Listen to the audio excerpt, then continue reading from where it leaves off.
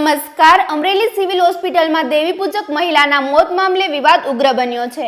અમરેલીની શાંતાબા હોસ્પિટલમાં સારવાર દરમિયાન ભનીબેન હરેશભાઈ નામની મહિલાનું મોત નીપજ્યું હતું. ઘટનાને આજે 16 દિવસ વીતી ગયા હોવા છતાં મૃતકનો મૃતદેહ હજુ પણ ભાવનગર હોસ્પિટલમાં જ પડ્યો છે. પરિવારજનો દ્વારા હોસ્પિટલના ડોક્ટરો સામે બેદરકારીના ગંભીર આક્ષેપો કરવામાં આવ્યા છે. ફોરેન્સિક પોસ્ટમોર્ટમ થયા બાદ પણ પરિવારજનોએ મૃતદેહને સ્વીકારવાનો ઇનકાર કર્યો છે. દેવી પૂજક સમાજ દ્વારા ફરી એકવાર અમરેલી કલેક્ટરને આવેદનપત્ર પાઠવી ડોક્ટરો સામે કડક કાર્યવાહી કરવાની માંગ કરવામાં આવી છે. વધુ સમાચાર માટે જોડાયેલા રહો આરપી ગુજરાત ન્યૂઝ રાજકોટ. રિપોર્ટની ગાઈડલાઈન્સ મને ખ્યાલ છે, બરાબર છે, પણ સાહેબ આવા જે ડોક્ટરો છે એમના વિરુદ્ધમાં કંઈ ને તો કંઈ એ સસ્પેન્ડ થઈને એ થવા જોઈએ, કારણ કે એમના લાયસન્સ રદ થવા જોઈએ. આવા ડોક્ટરોના હિસાબે જ અમરેલી સિવિલ અવારનવાર ચર્ચા મારી છે.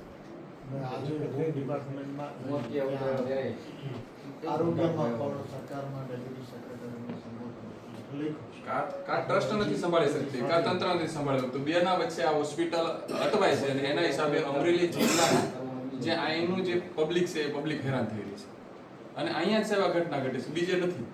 આ જિલ્લામાં અવારનવાર આ સિવિલ ચર્ચામાં છે. પછી કેટલા 1 મહિના પહેલા, મારા ખ્યાલથી 1-1.5 મહિના પહેલા પેલી રૂમાલવાળી ઘટના હતી, એના પહેલા પેલી આંખના મોતિયાવાળી હતી. આવી તો અનેક ઘટનાઓ છે. અર્ધ સરકારી છે ને, હા, એક ઓપરેશન કહી દીધું. હા, કહી દીધું છે. આપણને સંતોષ તૈયાર ઝડપથી કરો છે. એ નિવાસી બરવાડા નથી, તમે એક ભાઈ કામ આપણને સંતોષ છે ને, આપણે છે ને આને બોટાદ જિલ્લામાં લખવાનું છે.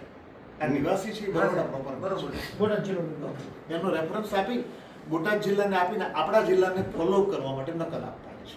આ ત્રણેય ડિપાર્ટમેન્ટ બરાબર છે. નકલ રવાનામાં સાહેબ કાલે કીધું હતું કે મૃતદેહને ન સ્વીકારવાનું કોઈ કારણ નથી. અમે તમારે દર વખતે મળ્યા છીએ, તમને આ વાતય કરી છે અને અમુક વસ્તુઓ તમે નથી કીધી એવી પણ સામેથી કરી છે, બરાબર છે. દાખલા તરીકે એમણે ખાલી તપાસની વાત કરી હતી, બરાબર છે. પોલીસ રિપોર્ટ સિવાય તપાસ ન થઈ શકે, તેમ છતાં અમે આમાં પ્રાયર કીધું કે સાહેબ આ બે વસ્તુઓ એ સિવાય પણ કીધી છે અને અગાઉની બનેલી ઘટનાનો નિર્દેશ કરેલો છે, તો એના બીજ ઉપર આપણે તપાસ નહીં, બરાબર છે. એમાં કંઈ ખોટું નથી એમ કરીને આપણે તપાસી. એવી પણ વાત કરી કે દેવી પૂજક સમાજના છે, તો વિચરતી અને વિમુક્ત જાતિનો નીચે જો કદાચ કાંઈ મળવા પાત્ર થતું હોય તો એ માટે પણ અમે આને લખાણ કરશું. એ હું તમને 100% કહું છું. હું હેલ્થને પણ લખાણ કરીશ, હું સમાજ કલ્યાણ અને સમાજ સુરક્ષાને પણ લખાણ કરીશ અને ત્યાંના કલેક્ટરશ્રીને અને ડીડીઓશ્રીને પણ અન્ય કોઈ પણ સહાય મળવા પાત્ર થતી હોય તો એ માટેનો પ્રયાસ કરું. એ ઉપરાંત પણ મેં એક વસ્તુ કરી છે કે સામાન્ય રીતે મુખ્યમંત્રી ફંડમાં એવી સહાય મળતી હોતી નથી, બરાબર છે, પણ એની માટેનો પણ નીચેવાળાને મેં કીધું છે કે જો દરખાસ્ત ઓવરઓલ જણાતી હોય અને ઘણી રજૂઆત પણ તમારી પાસે જો આવી હોય તો એક એ આપણે વસ્તુ માન્ય રાખી અને એમની ફોરેન્સિક લેબોરેટરી પણ કરી છે. હવે ફોરેન્સિક લેબોરેટરી કોઈ પણ વસ્તુ છે એક તપાસ, તો તપાસની અંદર ઉતાવળ કરવી એવું અમે ન કહી શકીએ. દાખલા તરીકે એનો રિપોર્ટ જે થઈ રહ્યો છે એ રિપોર્ટ માટે એને જેટલી પણ અન્ય માની લો કે કોઈ લેબોરેટરી છે, કોઈ એના સેમ્પલ્સ લઈને બીજે મોકલવાના હોય, એ સેમ્પલ્સની અંદર વધુ તપાસ એને જરૂરી જણાતી હોય તો એ અમે એવું ન કહી શકીએ કે તમે આ ઝડપી કરો, બરાબર. એક સામાન્ય દોરની અંદર હોય કે ભાઈ શક્ય એટલું ઝડપી આનો રિપોર્ટ આપવાનો છે, તો મેં ઓલરેડી કીધેલું છે. એટલું જ નહીં પણ અમે મૌખિક ફોલોઅપ પણ કરીએ છીએ, બરાબર છે. એના કારણે નથી કરી શકવાના, પણ એના કારણે કોઈ વિલંબ થવાનો કોઈ બહુ પ્રશ્ન નથી એમાં કાંઈ, બરાબર છે.